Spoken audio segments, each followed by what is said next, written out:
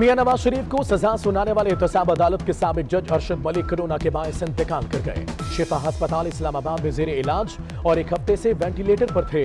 अरशद मलिक को वीडियो के सामने आने पर ओहदे से हटाया गया था। अरशद मलिक की नमाज जनाजा आबाई गांव मंदरा गुजर खान में अदा की जाएगी। पसमानदगान में 2 बेटे और 2 बेटियां छोड़ी हैं।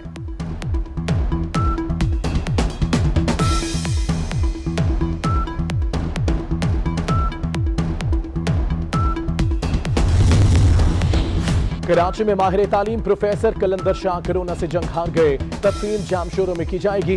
लाहौर में traffic inspector railway Irfan Shah corona से जा बहक।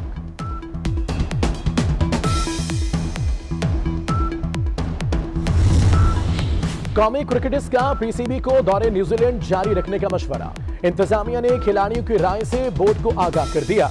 टीम की प्रैक्टिस का मामला 2 रोज में हल होने का इम्कान। न्यूजीलैंड हुकाम आइसोलेशन मुकम्मल होने तक कौमी टीम को ट्रेनिंग की इजाजत नहीं दी।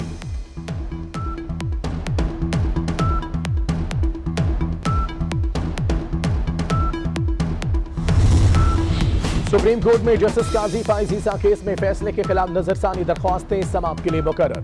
जस्टिस उमर अता बंदयाल की सरबराही में 6 रुकनी लॉ जज बेंच 8 दिसंबर को समाअत करेगा। फरीकैन को नोटिस।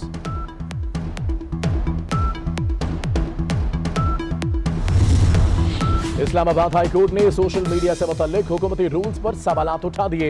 रूल्स बनाने की तजवीज किसने दी, किसने मंजूर किया? चीफ जस्टिस पीटीए अथॉरिटी पर बरहम। चीफ जस्टिस अतर मिरुल्लाह ने रिमार्क्स दिए, हुकूमत या कोई भी कानून से बालातर नहीं।